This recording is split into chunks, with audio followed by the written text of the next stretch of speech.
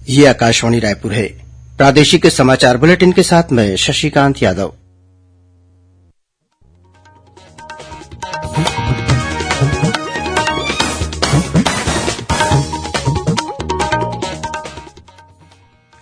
और अब पेश है आज के मुख्य समाचार। आजादी के अमृत महोत्सव के तहत राजभवन में आज मेरी माटी मेरा देश अभियान के तहत राज्य स्तरीय कार्यक्रम आयोजित किया गया। राज्यपाल ने कहा कि छत्तीसगढ़ के युवा राष्ट्र निर्माण की गतिविधियों में सक्रियता से भाग ले रहे हैं। निर्वाचन आयोग ने निष्पक्ष चुनाव कराने के लिए छत्तीसगढ़ में 63 सामान्य पर्यवेक्षक और 33 पुलिस पर्यवेक्षकों की नियुक्ति की। रामगढ़ क्षेत्र में कांग्रेस नेता गोरेलाल बर्मन जनता कांग्रेस छत्तीसगढ़ में शामिल हुए। वहीं कांग्रेस ने पार्टी के खिलाफ काम करने के आरोप में अंतागढ़ से विधायक रहे अनूप नाग को पार्टी ने निष्कासित किया। और छत्तीसगढ़ व्यावसायिक परीक्षा मंडल द्वारा विभिन्न पदों के लिए भर्ती परीक्षाएं 29 अक्टूबर को राज्य के 31 जिला मुख्यालयों में 2 पालियों में आयोजित की जाएंगी।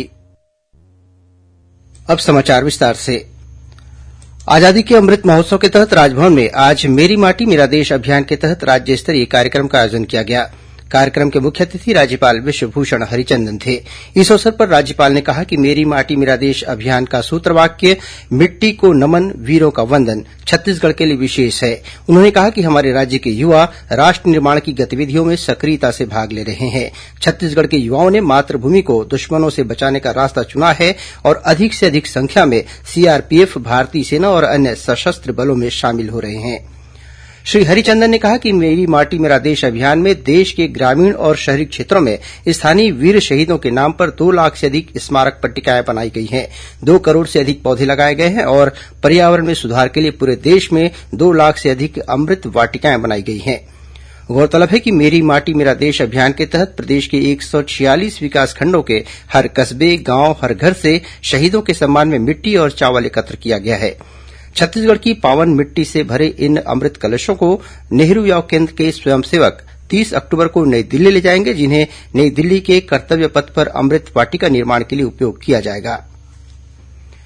विधानसभा चुनाव को देखते हुए निर्वाचन आयोग ने छत्तीसगढ़ में निष्पक्ष चुनाव कराने के लिए पर्यवेक्षकों की नियुक्ति की है। इसके तहत सामान्य पर्यवेक्षकों के रूप में 63 आईएएस अधिकारियों की तैनाती की गई है। वहीं 33 आईपीएस अधिकारियों को पुलिस पर्यवेक्षक के रूप में नियुक्त किया गया है। इस बीच छत्तीसगढ़ में विधानसभा चुनाव के लिए आदर्श आचार संहिता लागू होने के बाद से अब तक प्रवर्तन एजेंसियों ने 32 करोड़ 75 लाख रुपए से अधिक की अवैध धनराशि और अन्य वस्तुएं जब्त की हैं। प्रदेश में विधानसभा चुनाव के लिए मतदान की तारीख नजदीक आने के साथ ही विभिन्न राजनीतिक दलों ने प्रचार तेज कर दिया है। भारतीय जनता पार्टी और कांग्रेस के राष्ट्रीय नेता विभिन्न स्थानों पर चुनावी सभाएं लेकर मतदाताओं का समर्थन हासिल करने का प्रयास कर रहे हैं। केंद्रीय स्वास्थ्य मंत्री मनसुख मांडविया ने आज मुंगेली जिले के लोरमी में पार्टी प्रत्याशियों के पक्ष में प्रचार किया और जनसभा को संबोधित किया। इससे पहले वे भाजपा प्रदेश अध्यक्ष अरूण साव की नामांकन रैली में शामिल हुए। इस दौरान श्री साव ने अपना नामांकन दाखिल किया। वहीं केंद्रीय मंत्री मीनाक्षी लेखी ने आज गरियाबंद में एक जनसभा को संबोधित कर भाजपा प्रत्याशियों के पक्ष में समर्थन मांगा। उधर पूर्व केंद्रीय मंत्री रविशंकर प्रसाद ने आज दुर्ग के गंजपारा में भाजपा प्रत्याशियों के पक्ष में जनसभा को संबोधित किया। इधर अंबिकापुर में आज मुख्यमंत्री भूपेश बघेल प्रत्याशियों की नामांकन रैली में शामिल हुए। इस दौरान जिले के तीनों विधानसभा क्षेत्रों के प्रत्याशी टीएस सिंहदेव, अमरजीत सिंह भगत और डॉक्टर प्रीतम राम ने अपना नामांकन पत्र दाखिल किया। इस बीच कांग्रेस के पूर्व राष्ट्रीय अध्यक्ष राहुल गांधी कल 28 अक्टूबर को छत्तीसगढ़ के दौरे पर आ रहे हैं। इस दौरान वे भानुप्रतापपुर, फरसगांव में जनसभा को संबोधित करेंगे। वहीं 29 अक्टूबर को राजनांदगांव और कवर्धा में आयोजित जनसभा में शामिल होंगे। वहीं भाजपा के राष्ट्रीय अध्यक्ष जगत प्रकाश नड्डा 29 अक्टूबर को डोंगरगढ़ विधानसभा क्षेत्र के ठेलगाटी के साथ ही पंडरिया और माल खरौदा में जनसभाओं को संबोधित करेंगे। वर्ष 2018 में पामगढ़ विधानसभा क्षेत्र से कांग्रेस के प्रत्याशी रहे गोरेलाल बर्मन जनता कांग्रेस छत्तीसगढ़ में शामिल हो गए हैं। वहीं पार्टी की सदस्यता लेने के बाद जनता कांग्रेस छत्तीसगढ़ द्वारा उन्हें पामगढ़ विधानसभा क्षेत्र से प्रत्याशी बनाए जाने की खबर है। गौरतलब है कि गोरेलाल बर्मन ने 2018 में हुए विधानसभा चुनाव में कांग्रेस के टिकट पर चुनाव लड़ा था, लेकिन उन्हें हार का सामना करना पड़ा था। इस बार प्रत्याशी नहीं बनाए जाने पर वे कांग्रेस छोड़कर जनता कांग्रेस छत्तीसगढ़ में शामिल हो गए हैं। इस बीच कांग्रेस ने कांकेर जिले के अंतागढ़ विधानसभा क्षेत्र से विधायक रहे अनूप नाग को 6 वर्ष के लिए पार्टी से निष्कासित कर दिया है। पार्टी द्वारा जारी निष्कासन आदेश के अनुसार अंतागढ़ विधानसभा क्षेत्र से पार्टी के अधिकृत प्रत्याशी के खिलाफ निर्दलीय चुनाव लड़ने के कारण अनूप नाग के खिलाफ अनुशासनात्मक कार्रवाई की गई है। प्रादेशिक समाचार आप आकाशवाणी रायपुर से सुन रहे हैं। विधानसभा चुनाव को देखते हुए आकाशवाणी समाचार रायपुर की ओर से प्रदेश के विधानसभा क्षेत्रों के बारे में विस्तार से जानकारी देने के लिए एक श्रृंखला चलाई जा रही है। इसी कड़ी में पेश है बिलासपुर जिले के कोटा विधानसभा क्षेत्र के बारे में हमारे संवाददाता की एक रिपोर्ट।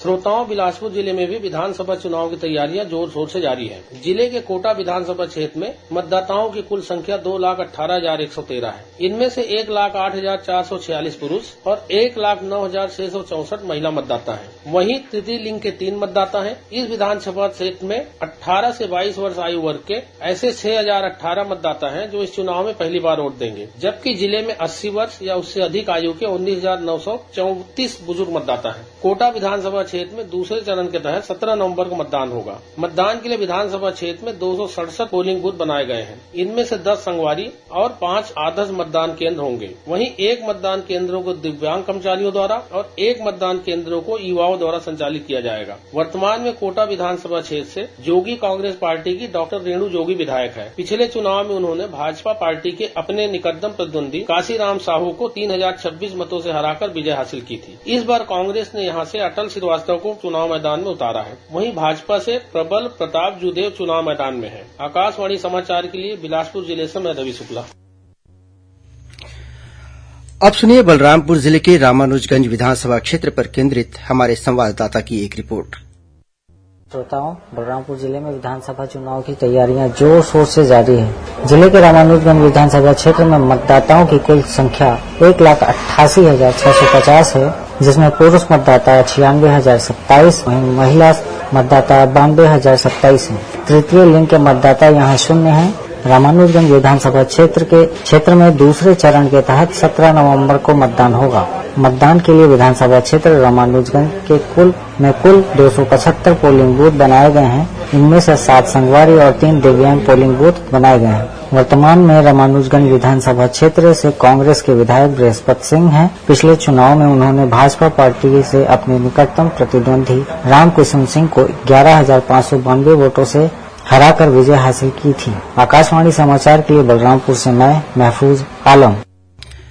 प्रदेश में इस बार के विधानसभा चुनाव में 100% मतदान सुनिश्चित करने के लिए स्वीप कार्यक्रम के तहत विभिन्न जागरूकता कार्यक्रमों का आयोजन किया जा रहा है।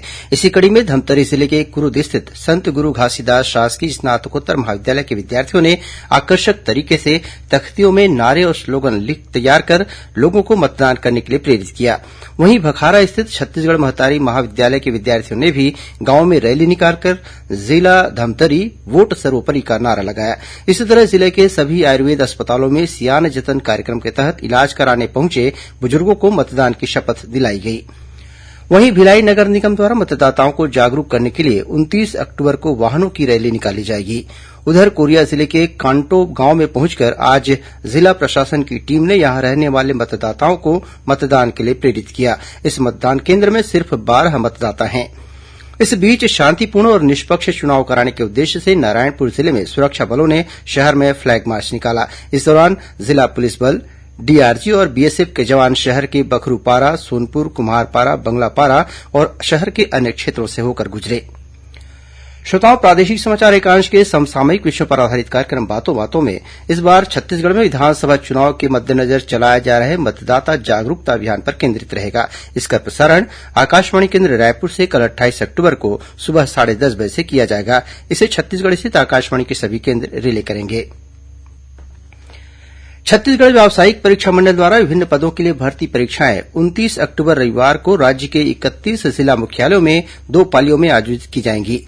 परीक्षार्थी व्यापमं की वेबसाइट से प्रवेश पत्र डाउनलोड कर परीक्षा में सम्मिलित हो सकते हैं। पहली पाली की परीक्षा सुबह 10 बजे से 12:15 बजे तक और दूसरी पाली की परीक्षा दोपहर 2 बजे से अपराह्न 4:15 बजे तक आयोजित की जाएगी। गौरतलब है कि यह परीक्षा पूर्व में 15 अक्टूबर को ली जानी थी, जिसे स्थगित कर दिया गया था। और अब कुछ अन्य खबरें संक्षेप में। कोरबा जिले के रामनगर में स्थित शराब दुकान में बिक्री की रकम लेने पहुंचे एक सुरक्षा गार्ड ने लाइसेंसी बंदूक से हवाई फायरिंग कर दी। पुलिस ने आरोपी गार्ड को गिरफ्तार करने के साथ ही उसकी बंदूक जब्त कर ली है। और बालोद जिले के डौंडी चेकपोस्ट के पास कल हुई एक सड़क दुर्घटना में 3 युवकों की मौत हो गई। बताया जाता है कि तेज रफ्तार एक कार की टक्कर से मोटरसाइकिल सवार एक युवक की घटनास्थल पर ही मौत हो गई, वहीं 2 अन्य युवकों ने अस्पताल ले जाने के दौरान दम तोड़ दिया। अंत में मुख्य समाचार एक बार फिर।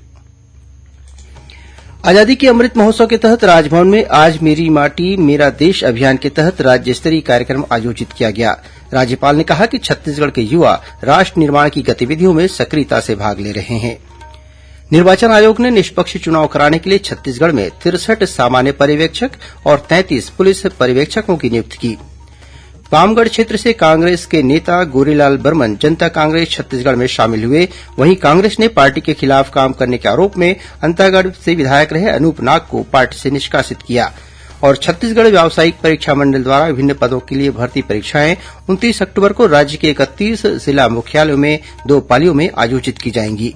इसी के साथ प्रादेशिक समाचार बुलेटिन समाप्त हुआ। नमस्कार।